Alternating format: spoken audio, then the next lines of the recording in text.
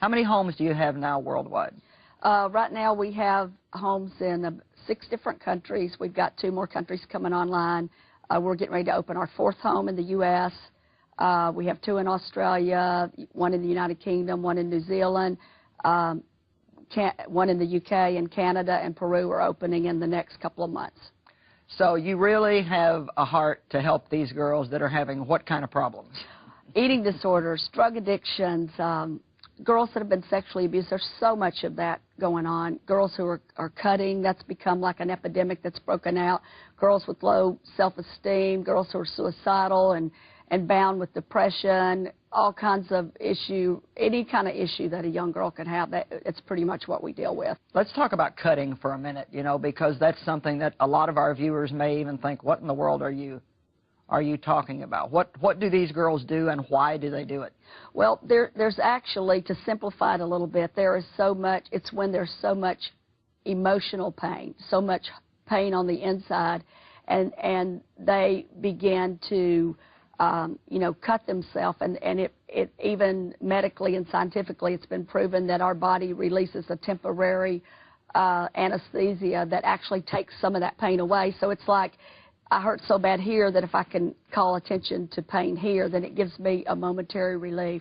And it's also tied into a lot of self-hate and a lot of anger and a lot of other issues. But basically it goes to the core of how that young girl feels about herself and her life. And that's one of the first things that Jesus wants to give us is a new start, a new nature, His nature, and to know that we are loved and we're loved unconditionally. Yes. And so really, you know, people can find different Band-Aids to put on their problems, but I don't think that you can receive permanent help unless you receive it through Jesus Christ, because not only does He help you recover from the pain that you've had, but then you have Him living in you to help you with whatever new stuff comes up, which we know is always abundant. Tell us a little bit about eating disorders. I know that's something that I didn't hear of when I was a teenager, and now it's very prevalent and obviously not the easiest thing for some people to get over. Is that all the same issues? Well, you know, it's sometimes people will say, well, what is this girl's issues? And it may be every single thing that I mentioned earlier. But eating disorders is one that at the present time, along with a lot of other issues, about 70% of every girl that calls us for help is dealing with some type of eating disorder. We've had girls on our waiting list that have actually died trying to get into the program because they have been to treatment programs that treat symptoms, but Jesus wants to get to the heart of the problem. And with eating disorders, there's a lot of girls who have been sexually abused that it goes into eating disorders. There's all different kinds of triggers, but basically girls who are bulimic, girls who are anorexic are literally starving themselves. And they, part of it is what the media portrays as the perfect body image, trying to be perfect, feeling bad on the inside, trying to be the perfect on the outside. And it's just a serious thing that is, and we found in every nation of the world that we go to that it's a big problem. Well, the good news is not that people have big problems, but that we have a big God. Yes. And I love, and I know you do too, Isaiah 61 in the Bible, it says Jesus gives us beauty for ashes. He binds up our wounds and heals our brokenheartedness, sets the captives free. And so many of these young girls, their parents have just spent unbelievable amounts of money trying to help them in programs that have not done them one bit of good. Because like you said, you can treat a symptom, but if you don't get to the root of the problem, even if you can curtail one symptom, it's just going to crop up right somewhere else. So we're going to talk more about this in just a minute. Well, stay with us, and we're going to take a break. But when we come back, you'll hear the inspiring testimony of a young woman who had her life completely turned around.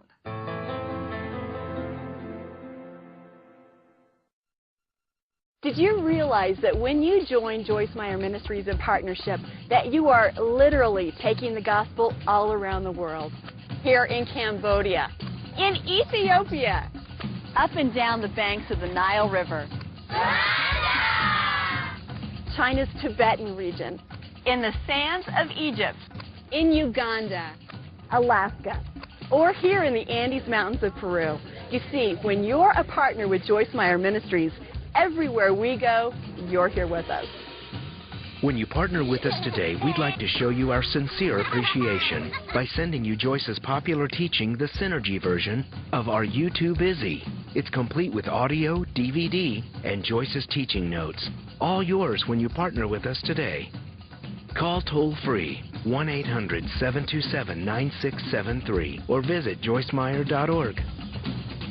As a partner, you are here. Coming up tomorrow. I think a lot of people feel overwhelmed, but this is what God has put in my heart. If I can relieve somebody's pain for 1 hour, it's worth doing. Absolutely.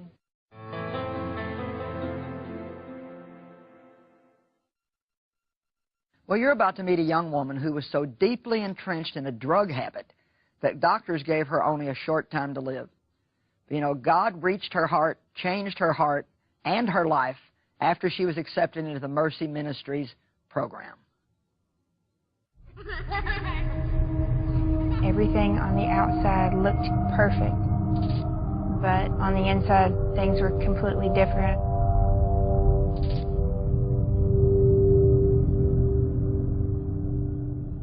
I grew up in a Christian home.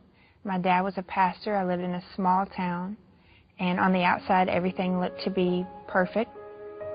But on the inside, things were completely different. My dad had been diagnosed as bipolar. My parents would fight a lot. It was a very unstable home. When I got to be around the age of 11 years old, my family went through a pretty public and open divorce. And at that time, I felt like my whole world fell apart. I remember times of being in my bedroom, dreaming about taking my own life, carving things into my legs because of the pain that I was going through on the inside. When I was 12 years old, I actually went out looking for the bad kids in my school. And I went with a determination that I was going to destroy my life. By the time I was 13 years old, I had tripped acid, cocaine, basically every drug that I could get my hands on to fill the void and to escape the torment that was in my mind and in my soul.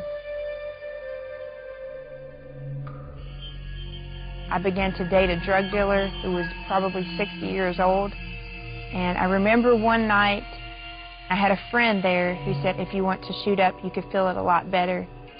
And I let this boy shoot me up, and I was instantly addicted. And it was almost like it was a monster on the inside of me, to where the more that I would feed it, the hungrier it would be, and it was never enough.